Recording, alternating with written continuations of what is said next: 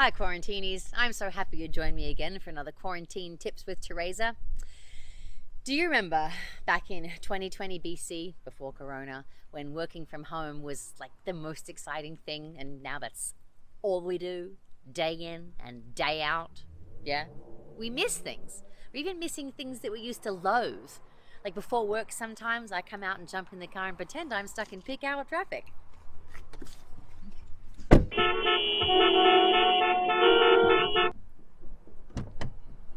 It's all about staying positive and doing what you can to get by. So here are my 5 tips for staying sane while working from home. In fact, staying sane and positive takes work, and it starts from the very moment you open your eyes. It's a daily practice, and it's tip number 1. Protect the first 90 minutes of your day. Do not roll over and grab your phone and check your emails and send texts. Just keep it for yourself. Try not even speaking. And certainly don't let your little voice say anything mean to you. If thoughts are the seeds of our future selves, try not to plant any weeds. Why not consider coming to sit outdoors, or at least by a nice big open window, something where you can see the outside, the trees, the squirrels, the hummingbirds, maybe bring a journal and do some writing, maybe even meditate. Couldn't recommend that practice highly enough. But of course, if something like yoga or exercise is more meditative for you, do that. Just do something that makes you happy and you can do and keep it for yourself, so you've got plenty in reserve to share your best self with others during the day. Tip number 2 is exercise. You can't get away from it. It has to be done. The brain cannot stay sane without exercise. When you can get creative, there's no gyms. You could tone up with tuna, or maybe iron out a couple of tricep curls, get yourself feeling nice and steamy. Why not consider setting a few alarms during the day at regular intervals to remind yourself to get up, get out, get some fresh air, have a change of scenery. It'll change everything. Why not consider taking your conference calls outside? You can walk and power talk, you know what I'm saying? And hey, listen, if the thought of exercise today makes you scrumple your face because this is the best that you can manage this morning, yes, I know, wow.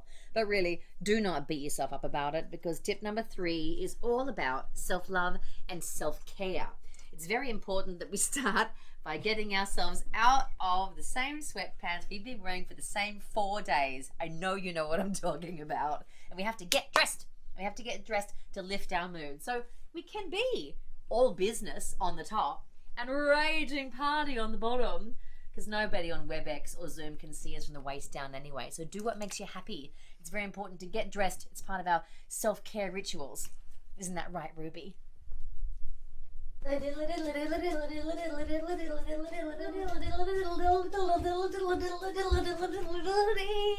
Wow.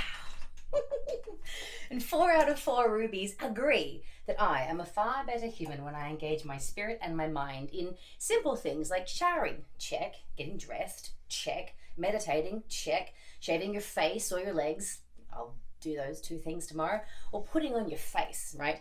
All of these things, these simple daily habits, go a long, long way for keeping your sense of self-worth and your hunger for life and your purpose alive.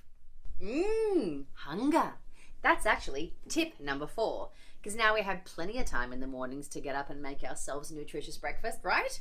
Listen, I know some of you are intermittent fasting, but consider starting early and finishing early, because from what I hear, if you start your day with something low in sugar, some grains, some fruit, maybe some lean protein, right, you really do have a better chance of beating those 3 p.m. gosh, I just want to fall asleep blues. Yes? Food for thought. Also, tip number 4.5. While I make this breakfast on my smartphone, I listen to an app called Hourly News. It gives me all the latest headlines from NPR to BBC. Otherwise, sometimes I say, hey Alexa, read me the news. Babe, my name is Will. But he's got such a nice accent. Welcome. This is the BBC. Good morning. Welcome to my office. Come on in. Actually, just stay right where you are, because tip number 5 is take some time to set up the most comfortable, effective, efficient, ergonomic workspace you possibly can. This is not the answer, but if this is the best space you have in your house to go ahead and do it, do it. Oh, wait, sorry, excuse me. Yes, hello? Oh yes, Mr. Grievance. Shoe thing, sir. I'm right on it. I apologise for that joke. This is not an effective workspace. Shh. And neither is this. But this is a much better setup, right? Comfortable chair, extra back support, access to view and fresh air. Maybe even put a plant on your table so you really feel like you're at home. At the office, at home. Feel like you're at home at the office. You know what I'm saying. The only thing I'm missing here is a door to have privacy during work hours. That way, I could stick this on it.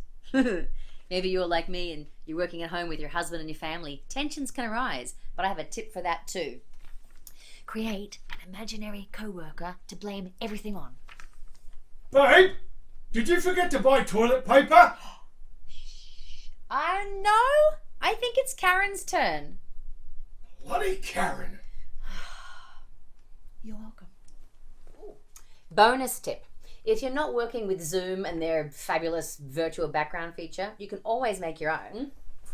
I just pulled out my handy dandy clothes drying rack and then I put my favorite piece of fabric on top. And voila! Bob's your uncle, Sheila's your mate, virtual background. Listen, spare a thought for all those colleagues that are at home doing the same thing you're doing, but with 3 kids under 5. We're all in it together. Stay sane, stay safe, stay well. We'll see you on the other side. Waltzing Matilda. Too much. Too much.